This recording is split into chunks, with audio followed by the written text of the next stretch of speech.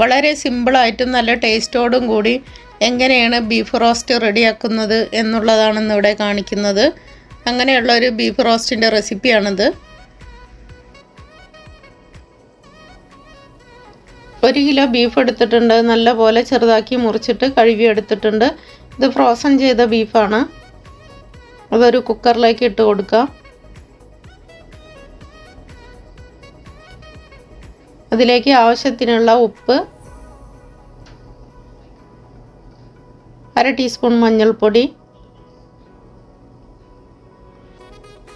കുറച്ച് ചെറുനാരങ്ങ നീര്,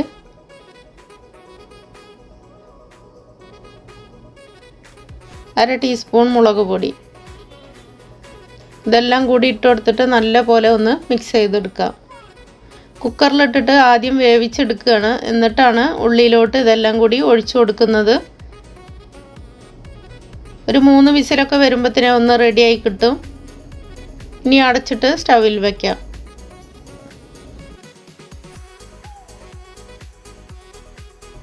സ്റ്റവിൽ ഒരു പാത്രം വെച്ചിട്ടുണ്ട്. അതിലേക്ക് ഓയിലാണ് ഒഴിച്ചു കൊടുക്കുന്നത്. അതൊന്ന് ചൂടായി വരുമ്പോൾ അതിലേക്ക് ഉള്ളിയെല്ലാം ഇട്ട് കൊടുക്കാം.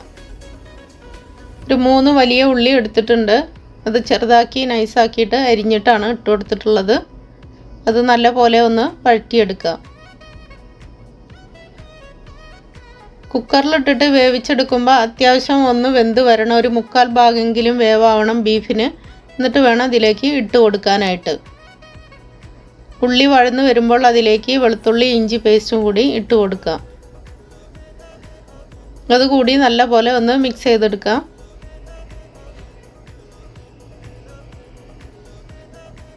ഇനി ഇതിലേക്ക് 3 ടീസ്പൂൺ മുളക് പൊടിയാണ് ഇട്ട് കൊടുക്കുന്നത്.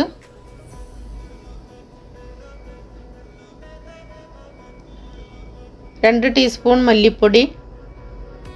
ഇതെല്ലാം കൂടി ഒന്ന് നല്ലപോലെ ഒന്ന് മൂപ്പിച്ചെടുക്കണം. ഇപ്പം ഞാൻ ഗരം മസാല ഇട്ട് കൊടുക്കുന്നില്ല, ഞാൻ പിന്നീട് ഇട്ട് കൊടുക്കുന്നുള്ളൂ.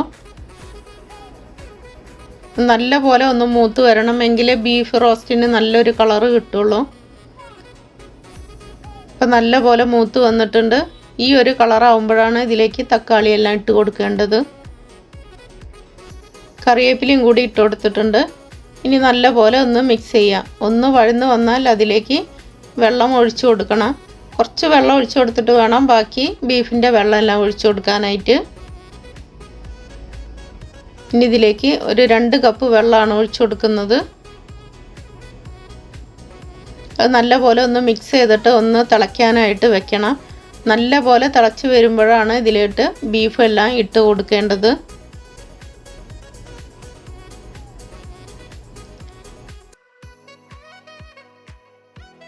അത്യാവശ്യം നല്ലപോലെ ഒന്ന് വെന്തിട്ട് വേണം കറിയിലേക്ക് ഇട്ട് കൊടുക്കാനായിട്ട്. ഇനി ഈ കറിയിൽ കിടന്ന് നല്ലപോലെ തിളച്ചിട്ട് നല്ലപോലെ ഒന്ന് വറ്റി വരണം. അപ്പോഴേ ബീഫ് റോസ്റ്റിന് നല്ല ടേസ്റ്റ് ഉണ്ടാവുക.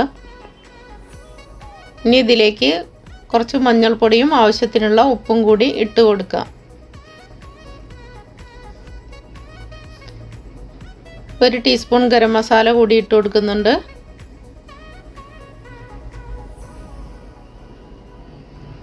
ഇനി ഇതിനെ അടച്ച് വെച്ചിട്ട് വേണം വേവിക്കാനായിട്ട്.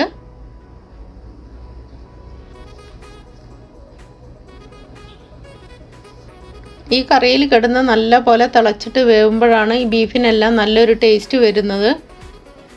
ഒരു 3 പച്ചമുളക് ഞാൻ അരിഞ്ഞതിട്ട് കൊടുത്തിട്ടുണ്ട്.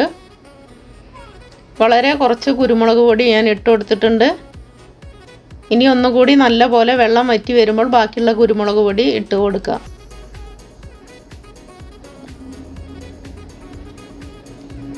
കുറച്ച് ചെറുനാരങ്ങ നീര് കൂടി ഒഴിച്ചു കൊടുക്കുന്നുണ്ട്.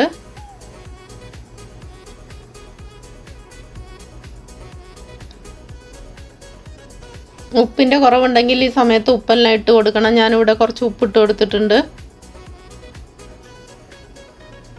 അത് നല്ലപോലെ വെള്ളമെല്ലാം വറ്റി വന്നിട്ടുണ്ട്. ഞാനിവിടെ കുറച്ച് മല്ലിയിലെല്ലാം അരിഞ്ഞതിട്ട് കൊടുത്തിട്ടുണ്ട്. ഇതിനു മുന്നേ ഞാൻ കുറച്ച് കുരുമുളക് പൊടി ഇട്ട് കൊടുത്തിരുന്നു. അത് വീഡിയോ എടുക്കാൻ മറന്നുപോയി.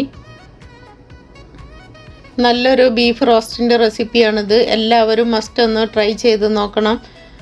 ചോറിലേക്കും ചപ്പാത്തിയിലേക്കും പുട്ടിലേക്ക് അതേപോലെ പൂരി നെയ്ച്ചോറ് ഇതിലേക്കൊക്കെ മാച്ചായിട്ടുള്ള ഒരു റോസ്റ്റാണിത്. വീഡിയോ ഇഷ്ടപ്പെട്ടാൽ എല്ലാവരും ഒന്ന് ലൈക്ക് ചെയ്യണം, കമൻറ്റ് ചെയ്യണം, ഷെയർ ചെയ്യണം. സബ് ചെയ്യാത്തവരുണ്ടെങ്കിൽ അതുകൂടി ഒന്ന് ചെയ്തേക്കണേ.